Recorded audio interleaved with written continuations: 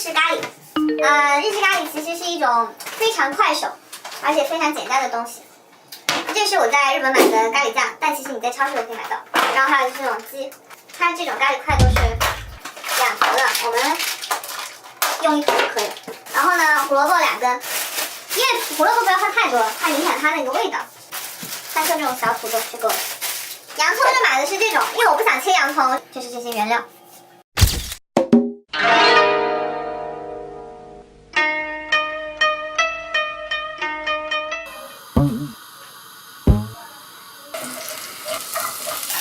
然后你把它拍到里面有点黄黄的、有点焦的时候，就再放其他的东西。刚才弄的这个土豆，就掉出来。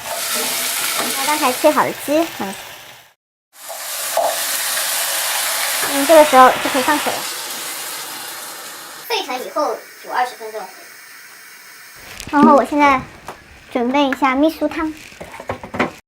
那你要先在勺子里把它弄干了再放进去，要不然很多人说味增化不开。其实我问了日本的朋友，他们其实都是先在勺子里把它化开。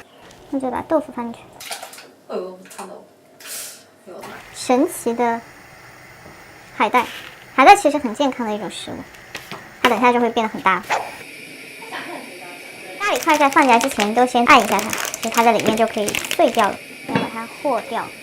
然后这个时候呢，我就是会放4颗蛋进去。那它其实差不多，你看的已经化掉了，那就盖起来再煮5分钟。然后这个汤已经好，海带就已经变得很大了。又去买这个铁柱锅，它这个煮米很好吃，你就弄这个碗直接放进去就很好看。每个人都有一个蛋，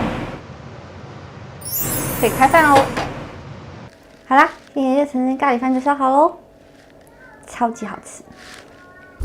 如果喜欢我的频道的话，请一定要麻烦订阅哦，谢谢。